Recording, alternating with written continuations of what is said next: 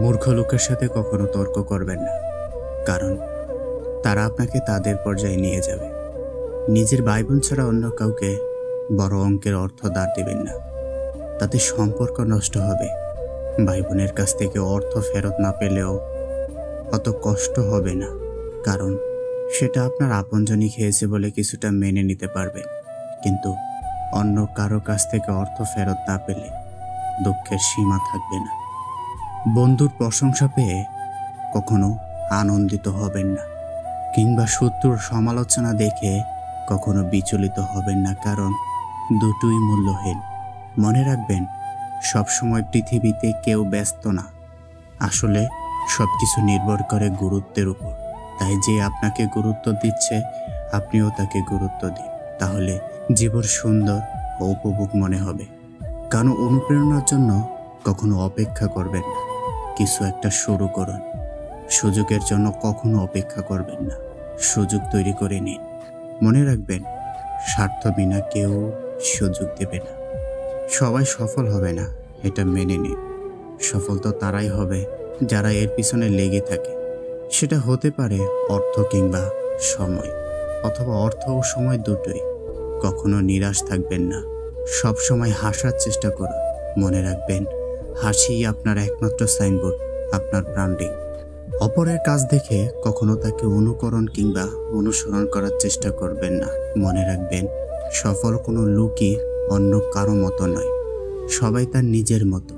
অপরের নামে তার অগোচরে কখনো বাজে আলাপ করবেন না, কিংবা এরকম যারা করে তাদের কখনো প্রশ্রয় দিবেন না। কারণ মনে রাখবেন, তারা আপনার অগোচরে আপনার নামেও বাজে কথা বলবে। কারো কাছ থেকে কখনো কোনো প্রতিদান আশা করবেন না, সব সময় দিতে শিখুন। মনে রাখবেন, লিডাররা শুধু দিয়েই যায়, এটাই নিয়ম। শর্টকাটে কখনো সফল হওয়ার চেষ্টা করবেন না। মনে রাখবেন, সফলতার কোনো শর্টকাট নেই, তাই ধাপে ধাপে এগোন। কোনো কিছুতে কখনো আশাহত হবেন না। মনে রাখবেন, মানুষ তার আশার সমান সুন্দর এবং বিশ্বাসের সমান বড়।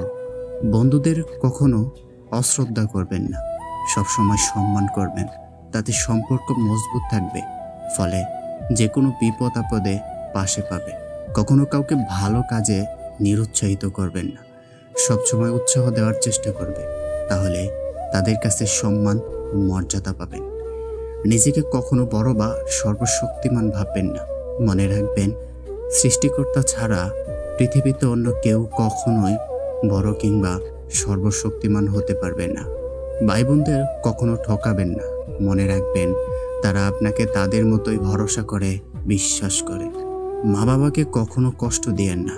মনে রাখবেন, তারা আপনার জন্মদাতা সৃষ্টিকর্তার পরে তাদের অবস্থান। তাই তাদের শ্রদ্ধা করুন, সেবা করুন ও ভালোবাসুন। জীবনে সুখী হতে চাইলে সবসময় সৃষ্টিকর্তাকে স্মরণ করুন, তার ইবাদত উপাসনা করুন, ধর্মের পথে চলুন। ভুল ত্রুটি হলে মার্জনীয়। উপদেশগুলো কেমন লাগলো তা কমেন্ট করে জানাতে পারেন। আর পারলে এগুলো মেনে চলার চেষ্টা করবেন। সকলকে অনেক অনেক ধন্যবাদ।